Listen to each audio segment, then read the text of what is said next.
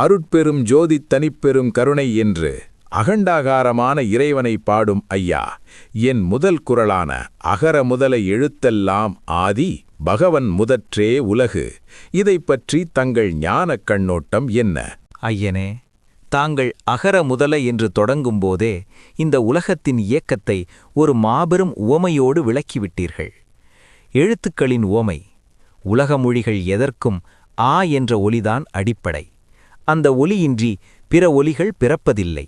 அதுபோல இறைவனின்றி அணுவும் அசையாது என்பதை அழகாகச் சொன்னீர்கள். பகவன் என்பவன் யார்? பகவன் என்று தாங்கள் குறிப்பிட்டது உருவத்தை கடந்த அறிவின் சிகரமான அந்த ஆதி மூலத்தை. நான் பாடிய ஆதியும் நடுவும் அந்தமுமில்லா அரும்பெரும் ஜோதி என்பதும் தாங்கள் ஆதி பகவன் என்பதும் ஒன்றே. மிகச் சரியாகச் சொன்னீர்கள். நான் ஏன் எழுத்துக்களை ஓமையாகக் கொண்டேன் தெரியுமா? எழுத்துக்கள் அறிவு வளர்ச்சிக்கான கருவி.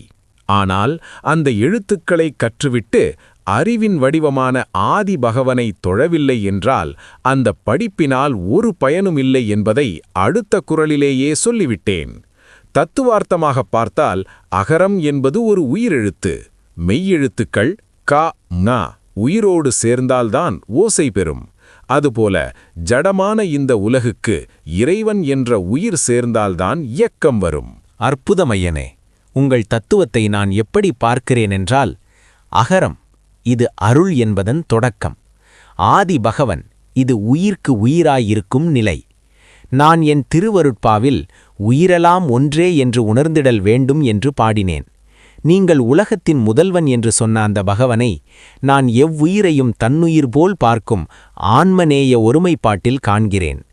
எழுத்துக்கள் எப்படி பிரிந்திருந்தாலும் ஆ என்ற புள்ளியில் இணைகிறதோ அதுபோல மனிதர்கள் ஜாதி மதம் கடந்து அந்த ஒருவனிடம் இணைய வேண்டும் என்பதே உங்கள் குரலின் உட்பொருள். உண்மை. என் குரல் ஒரு வாழ்வியல் இலக்கணமென்றால் உங்கள் பாடல் அந்த வாழ்வியலின் உச்சக்கட்டமான அருள் நிலை.